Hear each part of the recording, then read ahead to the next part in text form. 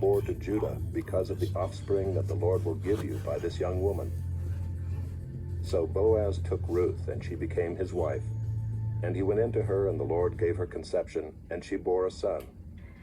Then the women said to Naomi, "Blessed be the Lord, who has not left you this day without a redeemer, and may his name be renowned in Israel. He shall be to you a restorer of life and a nourisher of your old age.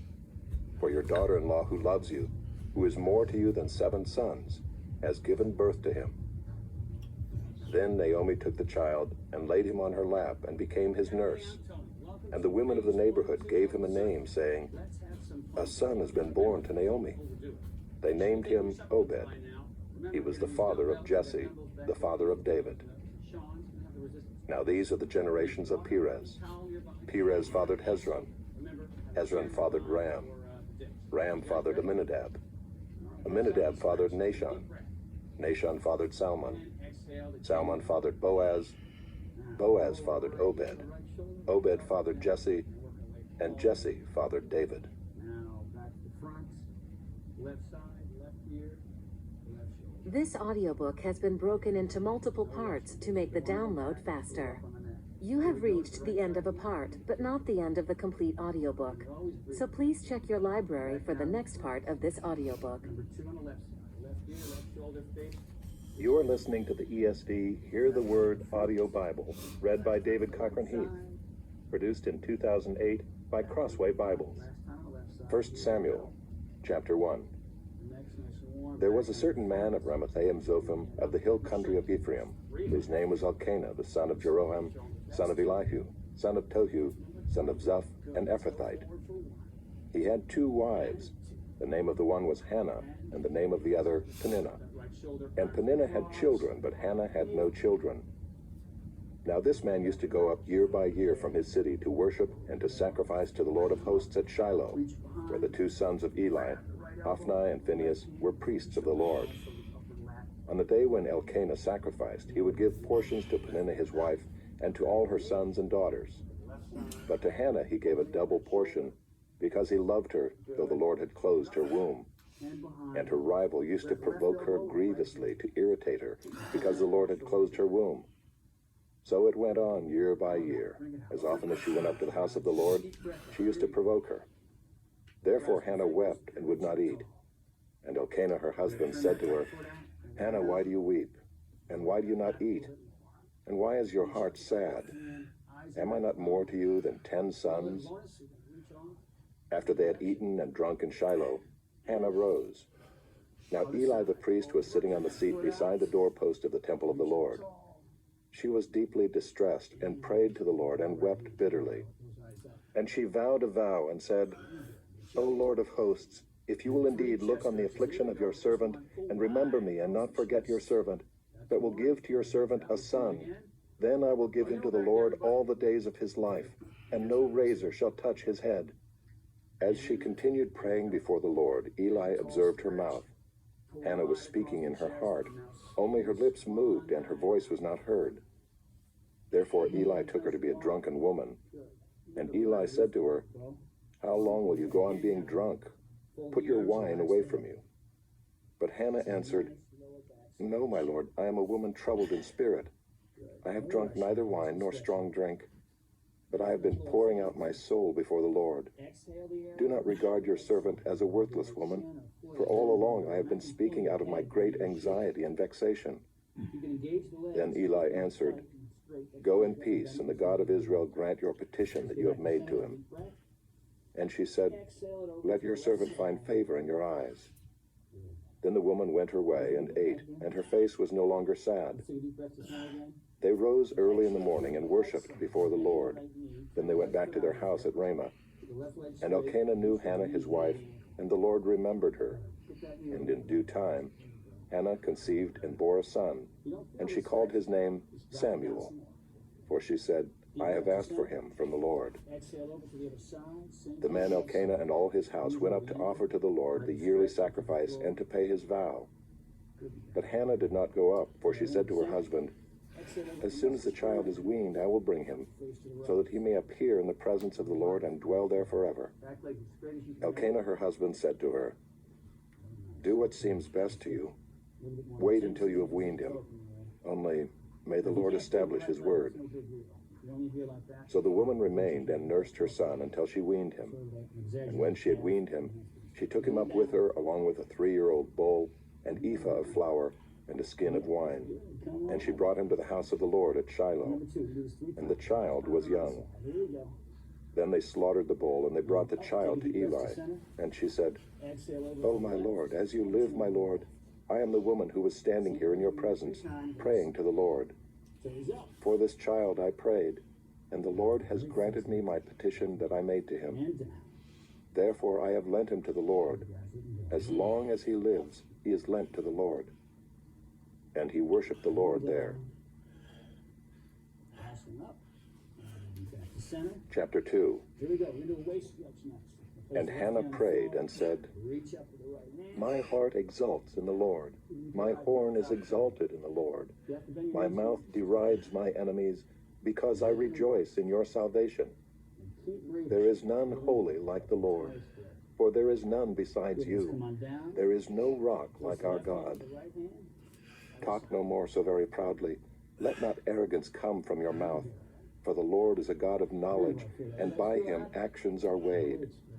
The bows of the mighty are broken, but the feeble bind on strength. Those who were full have hired themselves out for bread, but those who are hungry have ceased to hunger. The barren has borne 7, but she who has many children is forlorn. The Lord kills and brings to life. He brings down to Sheol and raises up. The Lord makes poor and makes rich. He brings low and he exalts. He raises up the poor from the dust. He lifts the needy from the ash heap to make them sit with princes and inherit a seat of honor. Down hold. For the pillars of the earth are the Lord's, and on them he has set the world. He will guard the feet of his faithful ones, but the wicked shall be cut off in darkness. For not by might shall a man prevail. Okay, let's go to some The adversaries of the Lord shall be broken to pieces. Against them he will thunder in heaven. Sean's got to The Lord will judge the ends of the earth. He will give strength to his king and exalt the horn of his anointed. Then Elkanah went home to Ramah, and the boy was ministering to the Lord in the presence of Eli the priest. Now the sons of Eli were worthless men. They did not know the Lord. The custom of the priests with the people was that when any man offered sacrifice, the priest's servant would come while the meat was boiling with a 3-pronged fork in his hand, and he would thrust it into the pan or kettle or cauldron or pot. All that the fork brought up, the priest would take for himself. This is what they did at Shiloh to all the Israelites who came there. Moreover, before the fat was burned, the priest's servant would come and say to the man who was sacrificing, "Give meat for the priest to roast, for he will not accept boiled meat from you, but only raw." And if the man said to him, "Let them burn the fat first, and then take as much as you wish," he would say, "No, you must give it now, and if not, I will take it by force." Thus the sin of the young men was very great in the sight of the Lord, for the man treated the offering of the Lord with contempt. Samuel was ministering before the Lord, a boy clothed with a linen ephod. And his mother used to make for him a little robe and take it to him each year when she went up with her husband to offer the yearly sacrifice. Then Eli would bless Elkanah and his wife and say, "May the Lord give you children by this woman for the petition she asked of the Lord." So then they would return to their home. Indeed, the Lord visited Hannah, and she conceived and bore 3 sons and 2 daughters. And the boy Samuel grew in the presence of the Lord. Now Eli was very old, and he kept hearing all that his sons were doing to all Israel, and how they lay with the women who were serving at the entrance to the tent of meeting. And he said to them, "Why do you do such things? For I hear of your evil dealings from all these people." "No, my sons, it is no good report that I hear the people of the Lord spreading abroad. If someone sins against a man, God will mediate for him. But if someone sins against the Lord, who can intercede for him?" But they would not listen to the voice of their father, for it was the will of the Lord to put them to death. Just like that. Now the boy Samuel continued to grow both in stature and in favor with the Lord, and also with man. And there came a man of God to Eli and said to him, Thus says the Lord, did I indeed reveal myself to the house of your father when they were in Egypt, subject to the house of Pharaoh? Did I choose him out of all the tribes of Israel to be my priest, to go up to my altar, to burn incense, to wear an ephod before me? I gave to the house of your father all my offerings by fire from the people of Israel. Why then do you scorn my sacrifices and my offerings that I commanded for my dwelling, and honor your sons above me by fattening yourselves on the choicest parts of every offering of my people Israel? Therefore the Lord, the God of Israel, declares, I promised that your house and the house of your father should go in and out before me forever. But now the Lord declares, far be it from me, for those who honor me I will honor, and those who despise me shall be lightly esteemed. Behold, the days are coming when I will cut off your strength and the strength of your father's house, so that there will not be an old man in your house. Then in distress you will look with envious eye on all the prosperity that shall be bestowed on Israel, and there shall not be an old man in your house forever. The only one of you whom I shall not cut off from my altar shall be spared to weep his eyes out, to grieve his heart, and all the descendants of your house shall die by the sword of men. And this that shall come upon your two sons, Hophni and Phinehas, shall be the sign to you. Both of them shall die on the same day. And I will raise up for myself a faithful priest, who shall do according to what is in my heart and in my mind. And I will build him a sure house, and he shall go in and out before my anointed forever. And everyone who is left in your house shall come to implore him for a piece of silver or a loaf of bread, and shall say, please put me in one of the priest's places, that I may eat a morsel of bread. 2 in this direction, 2 back. Nice and tall. You guys ready to go? Chapter 3. Right leg first. Now the boy Samuel was ministering to the Lord in the presence of Eli, and the word of the Lord was rare in those days. There was no frequent vision. At that time, Eli, whose eyesight had begun to grow dim so that he could not see, was lying down in his own place. The lamp of God had not yet gone out, and Samuel was lying down in the temple of the Lord where the ark of God was. Then the Lord called Samuel, and he said, Here I am, and ran to Eli and said, Here I am, for you called me. But he said, I did not call. Lie down again. So he went and lay down. And the Lord called again, Samuel. And Samuel arose and went to Eli and said, Here I am, for you called me. But he said, I did not call, my son. Lie down again. Now Samuel did not yet know the Lord, and the word of the Lord had not yet been revealed to him. And the Lord called Samuel again the third time. And he arose and went to Eli and said, Here I am, for you called me. Then Eli perceived that the Lord was calling the boy. Therefore Eli said to Samuel, Go, lie down, and if he calls you, you shall say, Speak, Lord, for your servant hears. So Samuel went and lay down in his place. And the Lord came and stood, calling as at other times, Samuel, Samuel. And Samuel said, Speak, for your servant hears. Then the Lord said to Samuel, Behold, I am about to do a thing in Israel at which the 2 ears of everyone who hears it will tingle. On that day I will fulfill against Eli all that I have spoken concerning his house, from beginning to end. And I declare to him that I am about to punish his house forever, for the iniquity that he knew, because his sons were blaspheming God, and he did not restrain them. Therefore I swear to the house of Eli that the iniquity of Eli's house shall not be atoned for by sacrifice or offering forever. Samuel lay until morning. Then he opened the doors of the house of the Lord. And Samuel was afraid to tell the vision to Eli. But Eli called Samuel and said, Samuel, my son. And he said, Here I am. And Eli said, What was it that he told you? Do not hide it from me. May God do so to you, and more also, if you hide anything from me of all that he told you. So Samuel told him everything and hid nothing from him. And he said, It is the Lord. Let him do what seems good to him. And Samuel grew, and the Lord was with him, and let none of his words fall to the ground. We're almost there. And all Israel from Dan to Beersheba knew that Samuel was established as a prophet of the Lord. And the Lord appeared again at Shiloh, for the Lord revealed himself to Samuel at Shiloh by the word of the Lord. Chapter 4. And the word of Samuel came to all Israel. Now Israel went out to battle against the Philistines. They encamped at Ebenezer, and the Philistines encamped at Aphek. The Philistines drew up in line against Israel, and when the battle spread, Israel was defeated before the Philistines, who killed about 4,000 men on the field of battle. And when the people came to the camp, the elders of Israel said, "Why has the Lord defeated us today before the Philistines? Let us bring the ark of the covenant of the Lord here from Shiloh, that it may come among us and save us from the power of our enemies."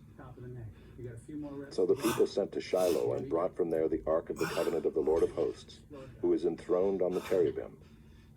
And the two sons of Eli, Hophni and Phinehas, were there with the ark of the covenant of God. As soon as the ark of the covenant of the Lord came into the camp, all Israel gave a mighty shout, so that the earth resounded.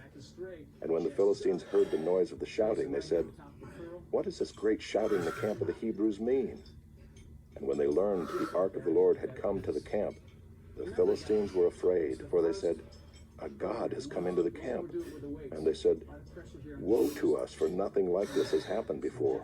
Woe to us! Who can deliver us from the power of these mighty gods?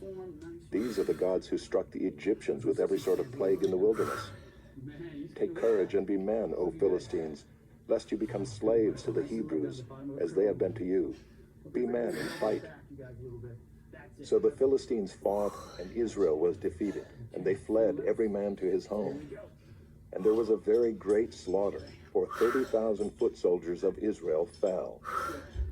And the ark of God was captured, and the two sons of Eli, Hophni and Phinehas, died. A man of Benjamin ran from the battle line and came to Shiloh the same day, with his clothes torn and with dirt on his head. When he arrived, Eli was sitting on his seat by the road watching, for his heart trembled for the ark of God. And when the man came into the city and told the news, all the city cried out. When Eli heard the sound of the outcry, he said, "What is this uproar?" Then the man hurried and came and told Eli. Now Eli was 98 years old, and his eyes were set so that he could not see. And the man said to Eli, "I am he who has come from the battle. I fled from the battle today." And he said, "How did it go, my son?" He who brought the news answered and said, "Israel has fled before the Philistines, and there has also been a great defeat among the people. Your two sons also, Hophni and Phinehas, are dead, and the ark of God has been captured." As soon as he mentioned the ark of God, Eli fell over backward from his seat by the side of the gate, and his neck was broken and he died, for the man was old and heavy. He had judged Israel 40 years. Now his daughter-in-law, the wife of Phinehas, was pregnant, about to give birth. And when she heard the news that the ark of God was captured, and that her father-in-law and her husband were dead, she bowed and gave birth, for her pains came upon her. And about the time of her death, the women attending her said to her, "Do not be afraid, for you have borne a son." But she did not answer or pay attention. And she named the child Ichabod, saying, "The glory has departed from Israel," because the ark of God had been captured, and because of her father-in-law and her husband. And she said, "The glory has departed from Israel, for the ark of God has been captured." Here we go. Down. Knees over the ankle. Chapter 5. When the Philistines captured the ark of God, they brought it from Ebenezer to Ashdod. Then the Philistines took the ark of God and brought it into the house of Dagon and set it up beside Dagon. And when the people of Ashdod rose early the next day, behold, Dagon had fallen face downward on the ground before the ark of the Lord. So they took Dagon and put him back in his place. But when they rose early on the next morning, behold, Dagon had fallen face downward on the ground before the ark of the Lord, and the head of Dagon and both his hands were lying cut off on the threshold. Only the trunk of Dagon was left to him. This is why the priests of Dagon and all who enter the house of Dagon do not tread on the threshold of Dagon in Ashdod to this day. Turn.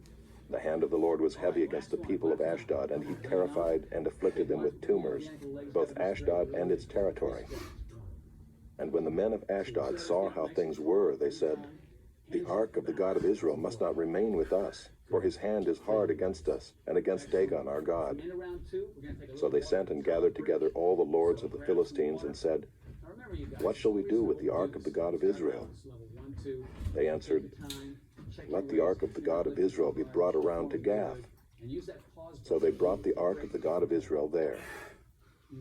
But after they had brought it around, the hand of the Lord was against the city, causing a very great panic. And he afflicted the men of the city, both young and old, so that tumors broke out on them. So they sent the ark of God to Ekron. But as soon as the ark of God came to Ekron, the people of Ekron cried out, "They have brought around to us the ark of the God of Israel to kill us and our people." They sent therefore and gathered together all the lords of the Philistines and said, "Send away the ark of the God of Israel, and let it return to its own place, that it may not kill us and our people." For there was a deathly panic throughout the whole city. The hand of God was very heavy there. The men who did not die were struck with tumors, and the cry of the city went up to heaven. back a little bit. Okay, round 3. Chapter 6. 7, right on the floor. So why The ark of the Lord was in the country of the Philistines 7 months. And the Philistines called for the priests and the diviners and said, "What shall we do with the ark of the Lord? Tell us with what we shall send it to its place." They said, "If you send away the ark of the God of Israel, do not send it empty, but by all means return him a guilt offering. Then you will be healed, and it will be known to you why his hand does not turn away from you." And they said, "What is the guilt offering that we shall return to him?" They answered, 5 golden tumors and 5 golden mice, according to the number of the lords of the Philistines, for the same plague was on all of you and on your lords. So you must make images of your tumors and images of your mice that ravage the land, and give glory to the God of Israel. Perhaps he will lighten his hand from off of you and your gods and your land. Why should you harden your hearts as the Egyptians and Pharaoh hardened their hearts? After he had dealt severely with them, did they not send the people away, and they departed? Now then, take and prepare a new cart and 2 milk cows on which there has never come a yoke, and yoke the cows to the cart, but take their calves home away from them. And take the ark of the Lord and place it on the cart, and put in a box at its side the figures of gold, which you are returning to him as a guilt offering. Then send it off, and let it go its way, and watch. If it goes up on the way to its own land, to Beth Shemesh, then it is he who has done us this great harm. But if not, then we shall know that it is not his hand that struck us. It happened to us by coincidence." The men did so, and took 2 milk cows, and yoked them to the cart, and shut up their calves at home. And they put the ark of the Lord on the cart, and the box with the golden mice and the images of their tumors. And the cows went straight in the direction of Beth Shemesh along one highway, lowing as they went. They turned neither to the right nor to the left, and the lords of the Philistines went after them as far as the border of Beth Shemesh. Now the people of Beth Shemesh were reaping their wheat harvest in the valley. And when they lifted up their eyes and saw the ark, they rejoiced to see it. The cart came into the field of Joshua of Beth Shemesh and stopped there. A great stone was there. And they split up the wood of the cart and offered the cows as a burnt offering to the Lord. And the Levites took down the ark of the Lord and the box that was beside it, in which were the golden figures, and set them upon the great stone. And the men of Beth Shemesh offered burnt offerings and sacrificed sacrifices on that day to the Lord. And when the 5 lords of the Philistines saw it, they returned that day to Ekron. These are the golden tumors that the Philistines returned as a guilt offering to the Lord. 1 for Ashdod, 1 for Gaza, 1 for Ashkelon, 1 for Gath, 1 for Ekron. And the golden mice, according to the number of all the cities of the Philistines belonging to the 5 lords, both fortified cities and unwalled villages. The great stone beside which they set down the ark of the Lord is a witness to this day in the field of Joshua of Beth Shemesh. And he struck some of the men of Beth Shemesh because they looked upon the ark of the Lord. He struck 70 men of them, and the people mourned because the Lord had struck the people with a great blow. Then the men of Beth Shemesh said, "Who is able to stand before the Lord, this holy God?" And to whom shall he go up away from us? Great exercise for So they sent messengers to the inhabitants of Kiriath-Jearim, saying, The Philistines have returned the ark of the Lord. Come down and take it up to you. Same thing with Sean. The resistance bands are great for this exercise because you really feel it in here. Chapter 7. Oh, yeah. And the men of Kiriath-Jearim came and took up the ark of the Lord and brought it to the house of Abinadab on the hill. And they consecrated his son Eleazar to have charge of the ark of the Lord. From the day that the ark was lodged at Kiriath-Jearim, a long time passed, some 20 years. And all the house of Israel lamented after the Lord. And Samuel said to all the house of Israel, If you are returning to the Lord with all your heart, then put away the foreign gods and the Ashtaroth from among you, and direct your heart to the Lord, and serve him only, and he will deliver you out of the hand of the Philistines. So the people of Israel put away the Baals and the Ashtaroth, and they served the Lord only. Then Samuel said, Gather all Israel at Mizpah, and I will pray to the Lord for you. So they gathered at Mizpah and drew water and poured it out before the Lord, and fasted on that day, and said there, We have sinned against the Lord. And Samuel judged the people of Israel at Mizpah. Now when the Philistines heard that the people of Israel had gathered at Mizpah, the lords of the Philistines went up against Israel. And when the people of Israel heard of it, they were afraid of the Philistines. And the people of Israel said to Samuel, Do not cease to cry out to the Lord our God for us, that he may save us from the hand of the Philistines. So Samuel took a nursing lamb and offered it as a whole burnt offering to the Lord. And Samuel cried out to the Lord for Israel, and the Lord answered him. As Samuel was offering up the burnt offering, the Philistines drew near to attack Israel. But the Lord thundered with a mighty sound that day against the Philistines and threw them into confusion, and they were defeated before Israel. And the men of Israel went out from Mizpah and pursued the Philistines and struck them as far as below Beth-kar. Then Samuel took a stone and set it up between Mizpah and Shen, and called its name Ebenezer, for he said, Till now the Lord has helped us. So the Philistines were subdued, and did not again enter the territory of Israel.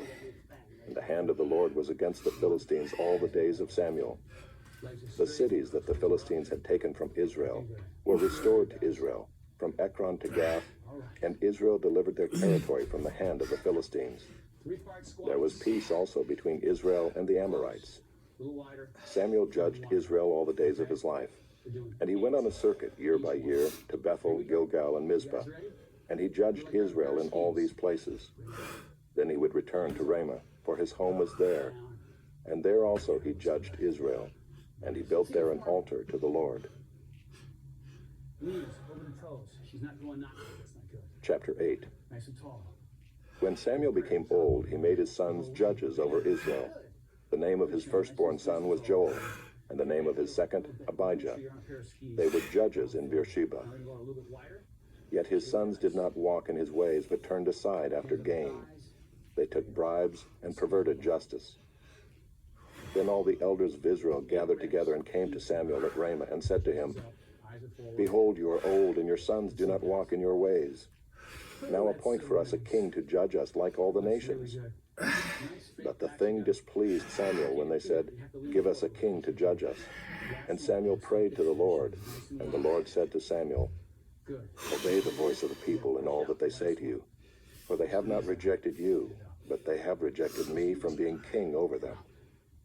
According to all the deeds that they have done from the day I brought them up out of Egypt, even to this day, forsaking me and serving other gods, so they are also doing to you. Now then, obey their voice. Only you shall solemnly warn them, and show them the ways of the king who shall reign over them. So Samuel told all the words of the Lord to the people who were asking for a king from him. He said, These will be the ways of the king who will reign over you. He will take your sons and appoint them to his chariots, and to be his horsemen, and to run before his chariots. And he will appoint for himself commanders of thousands and commanders of 50s, and some to plow his ground and to reap his harvest, and to make his implements of war and the equipment of his chariots. He will take your daughters to be perfumers and cooks and bakers. He will take the best of your fields and vineyards and olive orchards and give them to his servants. He will take the tenth of your grain and of your vineyards and give it to his officers and to his servants.